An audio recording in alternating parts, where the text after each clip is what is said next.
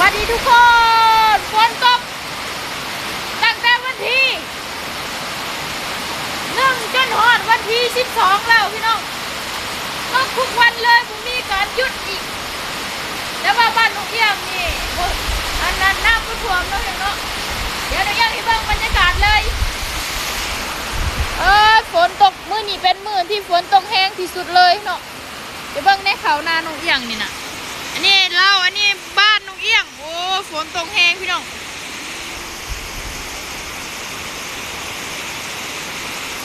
ฝนตกเขานาเขียวๆเลยหลังบ้านลุงเอี้ยงเนาะฝนตกพายุเขามานี่ตั้งแต่วันที่1เดี๋ยวนี้ก็จนถึงวันที่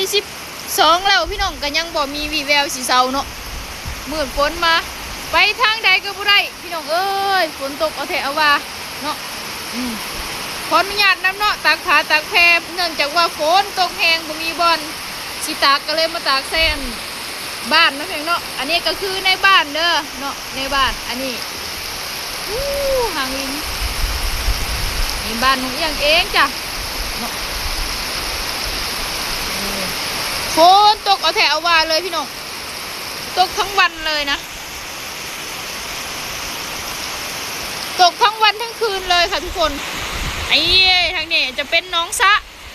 น้องสะลุงเอี้ยงที่ปล่อยปลาแหละดูสิน้ำกำลังสีท่วมแล้วนะ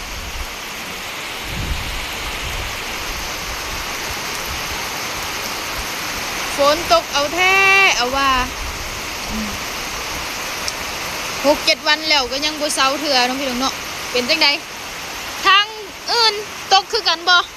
10 กว่าวันแล้วยังบ่เซาตกกลางเว้นเบิดมือเบิดคืนวันนี่ก็ตกเบิดมือเบิดเว้นเนาะอันเฮาไปหาอันเฮ็ดกะแข้งฝนไปหาเฮ็ดก็ได้น้องพี่น้องเนาะมื้อนี้ก็ฝนตกแห้งไปสวนบ่ได้แล้วมื้อนี้น่ะเวียกสวนก็ยังบ่แล้วเทื่อเนื่องจากฝนตกหนักพี่น้องในการทางไปก็โอ้ยยุ่งยากลำบากหลาย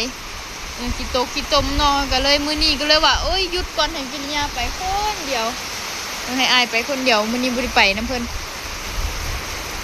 ก็ยังทันได้ไปดอกกูสิไปก็ได้เนื่องจากสภาพอากาศแบบนี้แหละฝนตกนี่น่ะมันไปบ่ได้เนาะแล้วก็เตรียมเครื่องไปฝากให้จุป้าน้อยสาวอ่องสาวเจียงถึงก็เต็มในเฮือนพวกเฮาเนาะอันนี้ก็คือเครื่องใส่ผ้ากันฝนไปข้างแน่อันนี้ก็โตดเอาลงเอาเด้อไปเนาะสภาพอากาศมาด้านนี้ก็คือหน้าบ้านของพวกเฮาเด้ออาจจะเป็นตูบหน่อยค่อยหักเนาะนี่น้องปลาด้วยมีตัวงัวด้วยใครอยากเห็นนั่นคือตัวงัวฝนตกห้ำมีอยู่น่ะที่ลบกับบุไปลบได้น่ะมีบอลอยู่น่ะมีน้องปลาคือเก่าอะไรเนาะเดินบ้านแล้วนี่น่ะมีไม้อ้ายตัดมาเพื่อสิไปปลุกอันบ้านสวนเนาะนี่อันนี้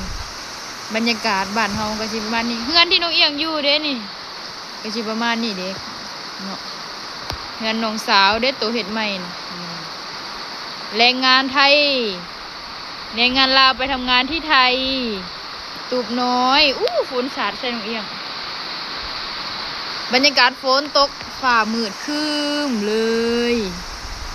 ไปไหนไม่ได้เลยทีนี้ก็ไปไหนไม่ได้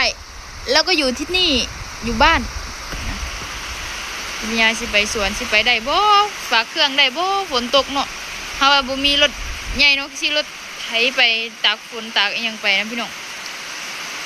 สิไปได้บ่หรือจังได๋พายุเข้าสปป.ลาวฝนตกแห้งลมแรงนะคะ2 วัน 3 วันนั่นแต่มื้อนี้บ่มีลมพี่น้องมีแต่ฝนเนาะก็ตกลงมาเรื่อยๆเนาะตกลงมาตลอดเลยแหละเฮ็ดให้ฝนตกไปยุ่งยากล่ะมันบ่ได้หยุดได้พี่น้องคนเดียวมันตกจังซี่นะคนเดียวว่าโอ้ยยากขนาดเนาะเอ้าหนูเอียงก็เอาบรรยากาศมาฝากมาต้อนเนาะบรรยากาศฝนตกลินเนาะที่บ้านหนูเอียงเองนะก็ขอบคุณหลายๆสำหรับแรงเชียร์แรงใจจากพี่น้องฝั่งไทยฝั่งลาวหรือว่าทางต่างประเทศเนาะที่เข้ามาให้กำลังใจน้องเอียงช่วยกดติดตามช่วยเป็นแรงเชียร์แรงใจหรือว่าช่วยซัพพอร์ตเนาะก็ขอบคุณที่ฮักแพงน้องเอียงเนาะจังใดก็ฝากบ้านน้องเอียงไว้นำอ้อมอกอ้อมใจ FC พ่อแม่พี่น้องมือสุขุสุคนแน่เนาะขอฮักแพงกันไปแบบนี้ โดนๆเด้อบายบาย